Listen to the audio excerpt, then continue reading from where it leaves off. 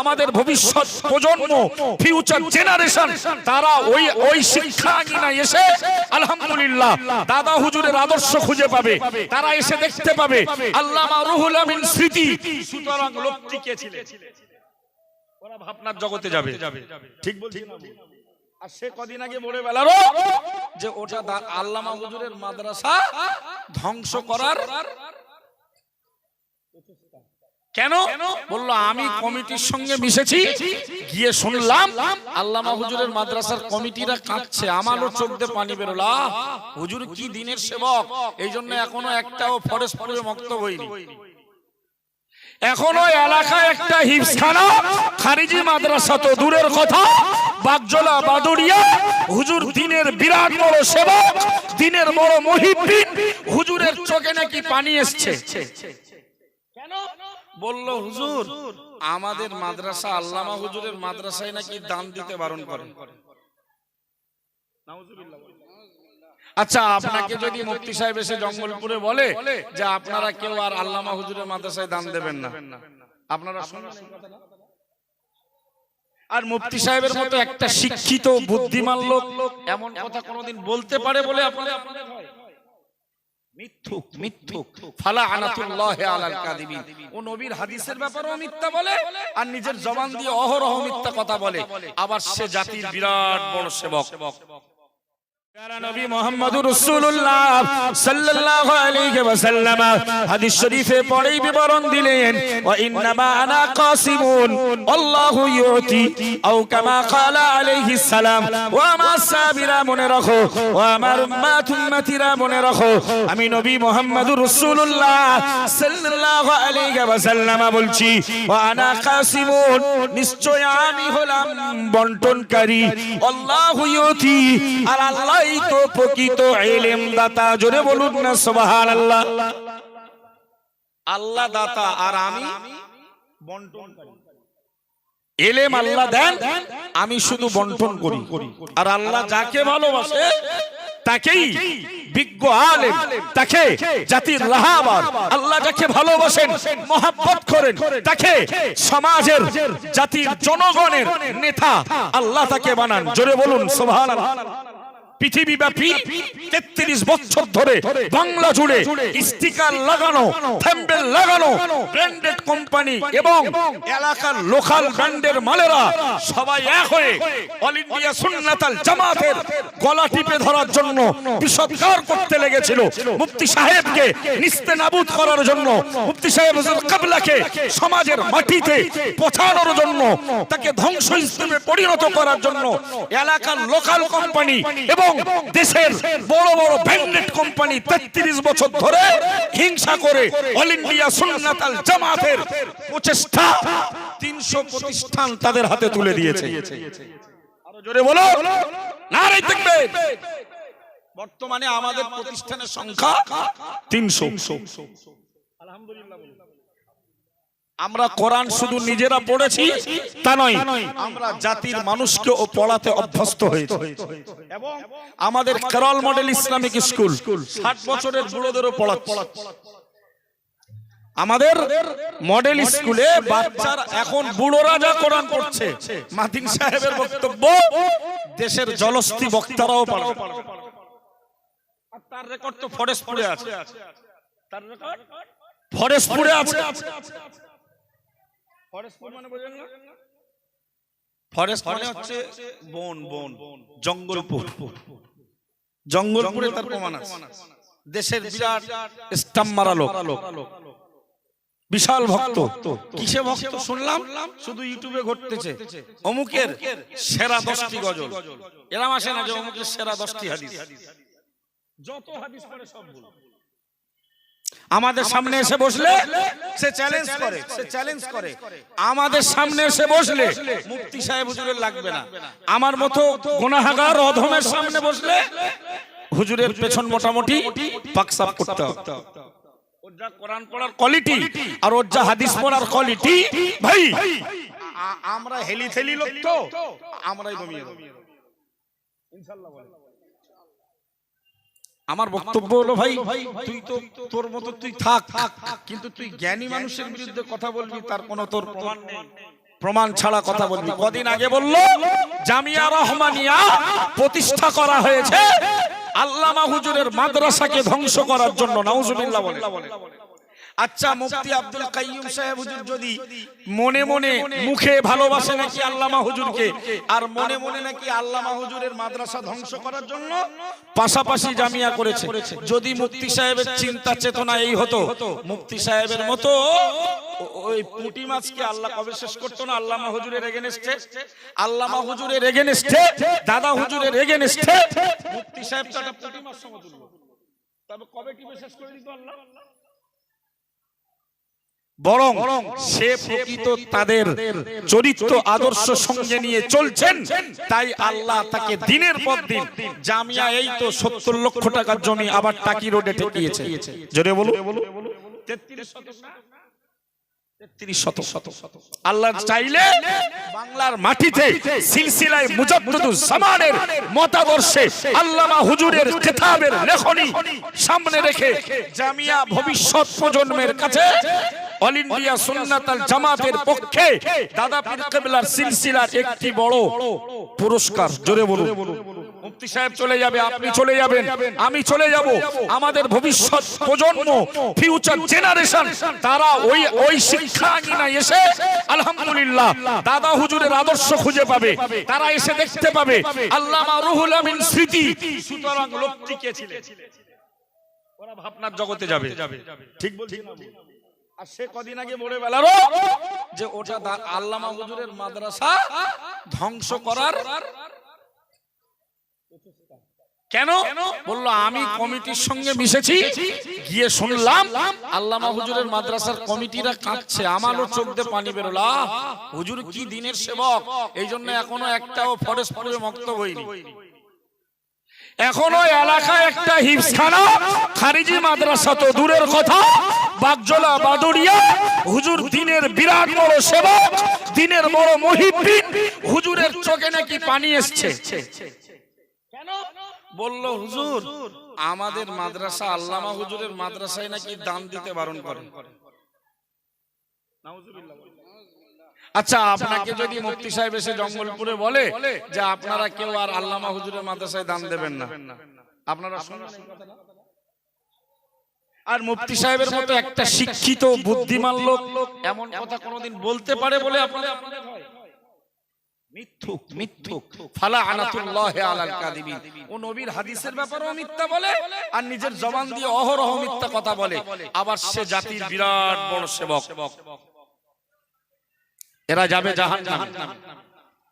প্যারা নবী মুহাম্মদুর রাসূলুল্লাহ সাল্লাল্লাহু আলাইহি ওয়াসাল্লাম হাদিস শরীফে বিবরণ দিলেন, মান কাযিবা আলাইয়া মুতাআম্মিদান ফালিয়াতাবাওয়া মাকওয়াদাহু মিনান নার, আও কামা ক্বালা আলাইহিস সালাম। ওগো আমার সাহাবীরা, ওগো আমার উম্মতিরা, মনে রাখো আমার উম্মতের ভেতরে কেউ যদি আমি নবী মুহাম্মদুর রাসূলুল্লাহ সাল্লাল্লাহু আলাইহি ওয়াসাল্লাম আমি যেটা বলিনি আমার নাম করে যদি চালিয়ে দেয়, যেটি আমি বলিনি হাদিসের নামে যদি জালিয়াতি করে, আমার উপরে যদি মিথ্যা আরোপ করে দেয়, আমি রাসূলুল্লাহ বলছি ফালিয়াতাবাওয়া মাকাদাহু মিনান নারি, সে যেন দুনিয়ার জীবন থেকে আখিরাতের জাহান্নামের সিটটা রেজিস্ট্রি করে ফেললো। একটু জোরে বলুন নাউজুবিল্লাহ। যেটা নবীর হাদিস নয়, কথা নয়, অথচ নবীর হাদিস বলে তার বক্তব্য শুনবেন। কলা রাসূলুল্লাহ দিয়ে হাদিস বলে না, সে বলে পিয়ারা সম্মানিত না কি এটা বলে, নওজওয়ান তরুণ যুবকেরা, ভাইয়েরা, বাবারা, পর্দা নিশিনি, না নাসিনা এই শব্দের জ্ঞান জানে না। সে আবার আগের দিন বলল, মহা মাতব্বর আমি যতটা পড়াশোনা রিসার্চ গবেষণা করে দেখেছি 80% লোকের সমর্থন না থাকলে নাকি তাকে মহা মান্য বলা যায় না। আমি তাই মহা মাতব্বর বলি, অথচ পর্দা নাসিনা না নেশিনি না নেশিনা এইটাই সে বলতে জানে না। অথচ 2 ঘন্টার ভেতরে প্রায় মনে হয় 50-60 বলেই একটা কথা জুড়ে নাই যে আল্লাহ নবী বলেছেন, অথচ তার 80% ওই কথা নবীর কথা নয়। তাহলে এ কি নবীর উপরে মিথ্যা আরোপকারী না? আর নবী বলছেন মান কাদিবা, যে মিথ্যা আরোপ করলো আলাইয়া আমার উপরে মুতাআম্মিদান, জেনে শুনে স্বেচ্ছায়, ফালিয়াতাবাওয়া, সে যেন ধারণ করলো, সে যেন গ্রহণ করলো মাকআদাহু, তার একটি বেঞ্চ, তার একটি চেয়ার, তার একটি সিট মিনান নার, জাহান্নামে। এ মুফতি সাহেবের বিরোধ করে চাঁদে আর পেঁদে, চাঁদে আর পেঁদে, কোথায় চাঁদ আর কোথায় পেঁদো? এই ঠিক বলছি না ভুল বাবু? সুতরাং দেশে এটা আখিরি জামানা, আল্লাহ নবী বলেছেন যে আখিরি জামানায় ইলমকে উঠিয়ে নেওয়া হবে। আখিরি জামানায় কি করা হবে? ইলমকে উঠিয়ে নেওয়া হবে। চলো একটু হাদিস পড়ি। আমরা তো বিনা তথ্যে কথা বলি, আমরা বিনা তথ্যে আরবি ইবারত দিয়ে না দিয়ে আমরা রাসূল বলেছে বলে চালাই না। আমরা যারা হকের অত্যন্ত প্রহরী, মুফতি সাহেবের আমরা যারা সঙ্গপাঙ্গ, মুফতি রজব আলী সাহেব, আমি আব্দুর রহিম ভাই, মাওলানা মুসা সরদার সাহেব, আমরা যারা হুজুর কিবলার ভক্ত, মুফতি সাহেবের আদর্শে আমরা যারা আদর্শিত, নবী বলেছে বলে আমরা বাংলা চালাই। যাদের পায়ের ইস্তেকামত নেই, যাদের মজবুতি নেই, তারা কেউ কেউ চালাতে পারে। টলমল যারা আছে তারা কেউ বাংলা ইবারতে চালাতে পারে, কিন্তু আমি রজব আলী সাহেব, মুসা সরদার সাহেব, আলহামদুলিল্লাহ আমরা মুফতি সাহেব কিবলার যেমন বাহ্যিক মানি, অন্তরে ততটা মানি। সুবহানাল্লাহ। এই জন্য আমার পরে আসছে বাংলার বাঘ টাইগার, আমরা কোরআন আর হাদিসের অথেন্টিক ইবারত সহ কথা বলি। এটা আমাদের চরিত্রের খেলাফ, আলহামদুলিল্লাহ বলে। এটা আমাদের অহংকার নয়। আরবি ইবারত ছাড়া কোরআন হাদিস বলে জাতিকে বোঝানো, এটা আমাদের চরিত্রের খেলাফ। কারণ আল্লাহ প্রদত্ত আমরা কিঞ্চিত জ্ঞানের অধিকারী। বলো বাবু, আল্লাহ নবী বুখারী শরীফের ৮০ নম্বর হাদিসটি বর্ণনা করছেন। প্রিয় নবীর খাদিমুর রাসূল নামে যিনি পরিচিত হযরত আনাস বিন মালিক রাদিয়াল্লাহু তাআলা, قال رسول الله صلى الله عليه وسلم إن من أشراط الساعة أن يرفع العلم ويثبت الجهل ويشرب الخمر ويظهر الزنا أو كما قال عليه السلام। প্যারা নবী মুহাম্মদুর রাসূলুল্লাহ সাল্লাল্লাহু আলাইহি ওয়াসাল্লাম হাদিস শরীফে বিবরণ দিলেন, ওয়া মাসাবিরা ওয়া মার উম্মাতিরা, আমি নবী মুহাম্মদুর রাসূলুল্লাহ সাল্লাল্লাহু আলাইহি ওয়াসাল্লাম বলছি, কিয়ামতের আলামত সমূহের ভেতরে একটি আলামত হলো, কিয়ামতের একটি চূড়ান্ত আলামত হলো আইয়ুরফাল ইলমা, ইলমকে উঠিয়ে নেওয়া হবে। না না না না, প্রিয় নবী আবার বললেন আইয়ুরফাল ইলমু, জ্ঞানকে উঠিয়ে নেওয়া হবে, ওয়ায়ুজহারাল জাহলু, এবং জাহালাত মূর্খতাকে ছড়িয়ে দেওয়া হবে। একটু জোরে বলুন নাউজুবিল্লাহ।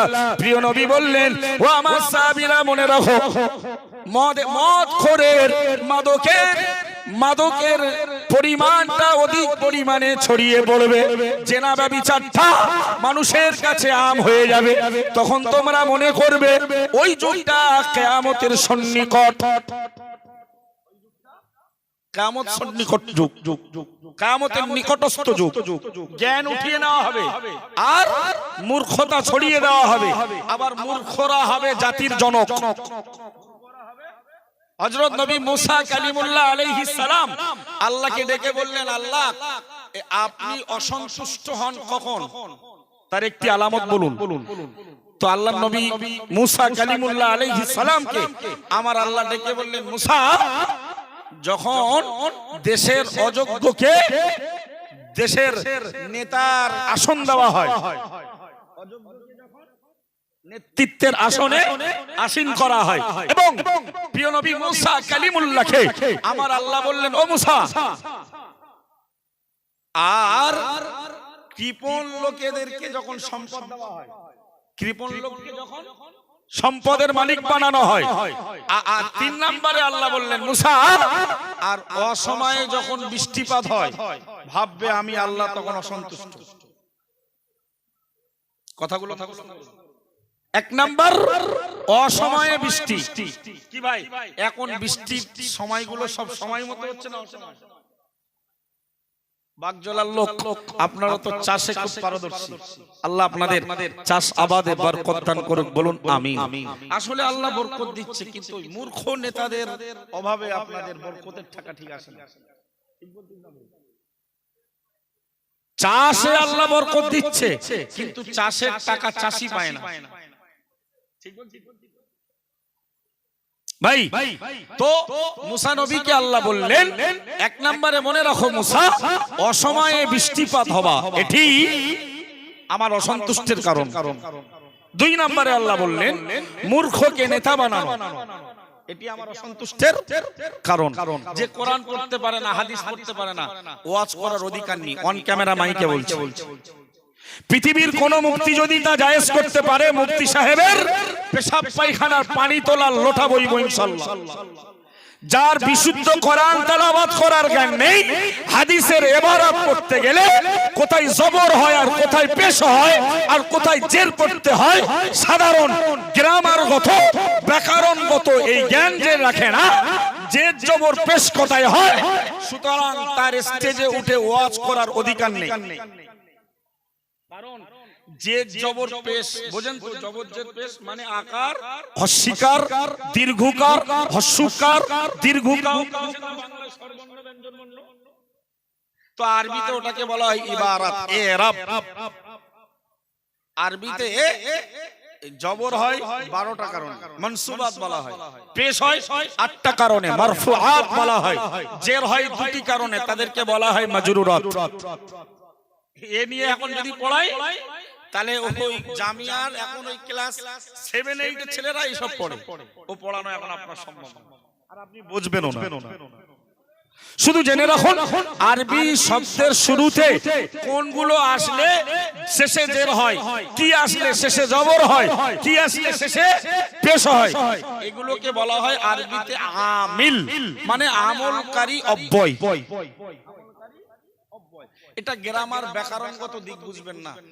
বিখ্যাত হুজুর যা গজলে বিখ্যাত, গানে বিখ্যাত, সুরে বিখ্যাত, কোরআন পড়ায় বিখ্যাত নয়, হাদিসের তাফসীর করায় ব্যাখ্যা করায় বিখ্যাত নয়, মাসলা মাসাইল বলায় বিখ্যাত নয়, ফতোয়া দেওয়ার বলা বিখ্যাত নয়, সেই লোক আগের দিন গতকালকে ওই দেগঙ্গার এক গ্রামে ওয়াজ করতে করতে হাদিস পড়ছে, এরকম দেখেও পড়ছে, আমাদের দেখে পড়াই দোষ নেই, দেখে পড়ু, দেখে পড়ছে। আইয়ুল আমালি আইয়ুল আমালা আফদালু, আইয়ু শব্দ মুযাফ, আল আমালি শব্দতে জের হবে, আল আমালি শব্দে হুজুর দিব্যি পড়ে দিল আল আমালা, অথচ জবর জের পেশে যদি ভুল হয়, জেরের জায়গায় যদি কেউ জবর পড়ে, জবরের জায়গায় যদি কেউ জের পড়ে, পেশ পড়ে, তাহলে মানে পরিবর্তন হয়ে ঈমানের খাতরা হতে পারে। ফর এক্সাম্পল উদাহরণস্বরূপ কোরআন শরীফে এক জায়গায় এসেছে, ওয়াইদিব তালা ইব্রাহিমা রাব্বুহু, ওয়াইদিব তালা ইব্রাহিমা, তার মানে মিমে কি আছে, জবর, মিম জাবার, মা ইব্রাহিমা। এটাকে যদি কেউ ইব্রাহিমার জায়গায় ভুল করে ইব্রাহিমু পড়ে, আর আছে রব্বুহু, রব্বু বা পেশ বু, এটাকে যদি কেউ বা জাবার বা রব্বাহু পড়ে দেয়, তাহলে 100% ঈমানের খাতরা হবে। কেমন মানে এটা শুনুন, ওয়াইদিব তালা ইব্রাহিমা রাব্বুহু বিকালিমাতিন, যখন ইব্রাহিমকে তার রব, তার প্রতিপালক কিছু পরীক্ষা নিয়েছিল। আর যদি ইব্রাহিমাকে পেশ পড়ে আর রব্বুর বাকে জবর পড়ে, তখন মানে হবে যখন ইব্রাহিম তার প্রভুকে পরীক্ষা নিয়েছিল। একটা জবর আর পেশে 100% ডিগ্রি চেঞ্জ হয়ে যাচ্ছে। ইব্রাহিম আল্লাহকে পরীক্ষা নিতে নেওয়া মানে ঈমান চলে গেল না? তাহলে যে জবর পেশ উল্টো পাল্টা পড়লে এর ক্ষতি আছে না নাই? হুজুর দিব্যি আল আমালি রে পড়লো,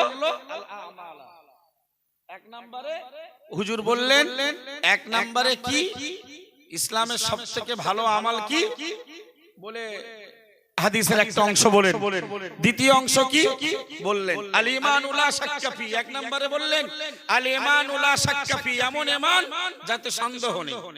দুই নম্বরে হুজুর বললেন আল জিহাদু ফি সাবিলিল্লাহ।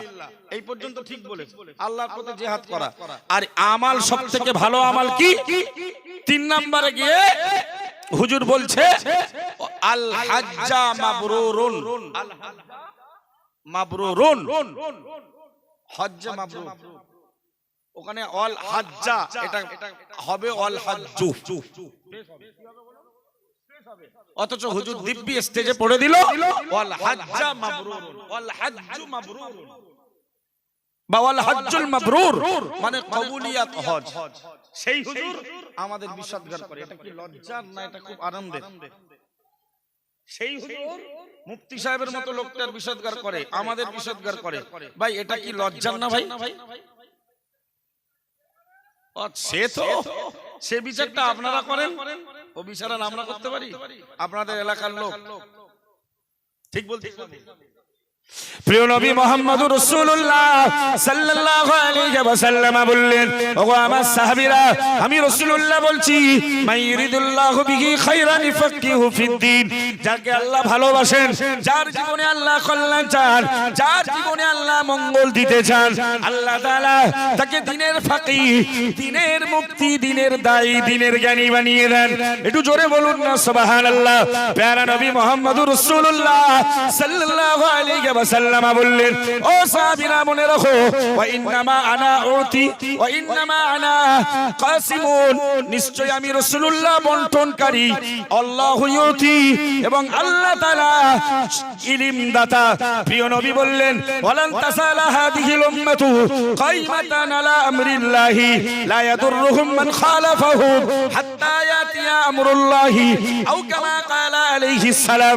প্রিয় নবী মুহাম্মদুর রাসূলুল্লাহ সাল্লাল্লাহু আলাইহি ওয়াসাল্লাম বললেন, আমার উম্মতের একদল যোগ্য আলেমে দ্বীন সদা সর্বদা দ্বীনের জ্ঞান অর্জন করার উপরে প্রতিষ্ঠিত থাকবে।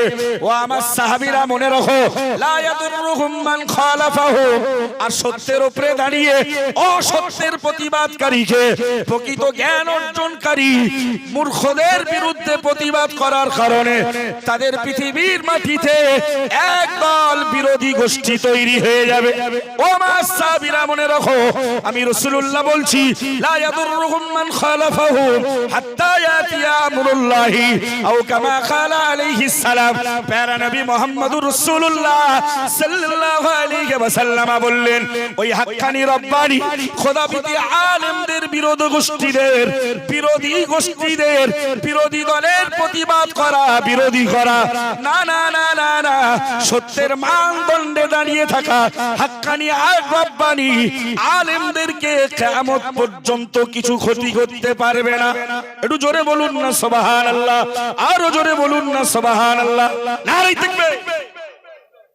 নবী এই কথাটা স্পষ্ট করলেন যে যোগ্য হাক্কানি রব্বানি আলেমরা তাদের যোগ্যতার উপরে দাঁড়িয়ে, ইসলামের সত্যতার উপরে দাঁড়িয়ে, ন্যায় সত্যের উপরে প্রতিষ্ঠিত হয়ে তারা দেশের অরাজকতা, তারা দেশের অপছন্দনীয়, দেশের অন্যায়ের প্রতিবাদ করবে। নবী এটাও বললেন, এই প্রতিবাদ করার কারণে সত্যর মানদণ্ডে দাঁড়িয়ে অসত্যের বিরুদ্ধে লাগলেও অসত্যের একটি গোষ্ঠী তাদের বিরোধিতা করবে। আমি নবী বলছি সাহাবীরা, লা ইয়াদুররুহুম মান খালাফাহুম, বিরোধী গোষ্ঠীর বিরোধিতা ওই সত্যের অতন্ত্র প্রহরীদের কোনো ক্ষতি করতে পারবে না। কতক্ষণ? হাত্তা ইয়াতিয়া আমরুল্লাহ, কিয়ামত পর্যন্ত। জোরে বলুন, খুব জোরে হলে মাইকে একটু গাল দিতে পারবে। গাল দেওয়া তো ইহুদির চরিত্র, গাল দেওয়া তো মুনাফিকের চরিত্র, গাল দেওয়া তো খ্রিস্টানদের চরিত্র, মুশরিকের চরিত্র। আল্লাহর নবী বলেছেন, সিবাবুল মুসলিমি কুফরুন, সিবাবুল মুসলিমি ফুসুকুন ওয়া কিতালুহু কুফরুন আও কামা ক্বালা আলাইহিস সালাম। নবী বললেন, মুসলমানকে গালি দেওয়া এটা ফাসিকি, এটা গুনাহে কবিরা, এবং ওয়া কিতালুহু কুফরুন, ঈমানদারকে হত্যা করা এটা এটা এটা কুফরি। হুজুর স্টেজে উঠে গাল, আর আমরা আমরা যে চিল্লাচিল্লিটা করি, হুংরমিটা করি, কোরআন আর হাদিসে তাই আছে। কোরআন হাদিস তার বাইরে এক পিস কথা বলবো না। চলুন তো দেখতে দেখতে 9:30। এই জ্ঞান অর্জন করার গুরুত্বটা একটু বুঝুন। আজকে এটা অনেক বড় হাদিস নিয়ে এই গাড়িতে একটু যাবেন, ওই টুপি আছে ওটা নিয়ে এসে, এত গরম মানে ঠান্ডা নেই সেইভাবে। বাবু একটা সুন্দর হাদিস, জ্ঞান অর্জন করলে কি ফজিলত। আপনারাও সবাই আজকের এখানে এসেছেন, আমার মতো গুনাহগার, আমার পূর্বে আব্দুল মুহিত ভাই, পরে পরে বাংলার টাইগার বলা যাবে মুফতি রাজা আলী সাহেবকে, রয়্যাল বেঙ্গল টাইগার না, ওয়েস্ট বেঙ্গল টাইগার। في علم القرآن والحديث والتفسير الفقه والنصيحة والذكر والوعظ جري بولون سبحان الله। কোরআন হাদিসের ব্যাখ্যা বিশ্লেষণে মুফতি সাহেবের চরিত্র পেয়ে, দোয়া পেয়ে তিনি এখন ওয়েস্ট বেঙ্গল বিখ্যাত বাঘ। আমার মনে হয় বাংলা বিখ্যাত।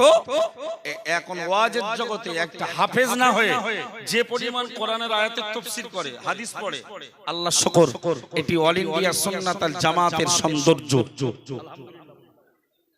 আর তার পেছনে, তাদের পেছনে আমি গুনাহগার এসেছি, তাদের ছত্রছায়ায়, তাদের চরিত্রে অনুপ্রাণিত ওয়াজের জগতে তাদের দেওয়া শেখানো রাস্তায় আমরাও হাঁটতে চলেছি। আমাদের জন্য দোয়া করুন, আল্লাহ যেন কদম ঠিক রেখে ন্যায় ইনসাফের উপরে দাঁড়িয়ে পৃথিবীর সমগ্র অন্যায়ের বিরুদ্ধে আমরা কথা বলতে পারি। আলহামদুলিল্লাহ বলুন।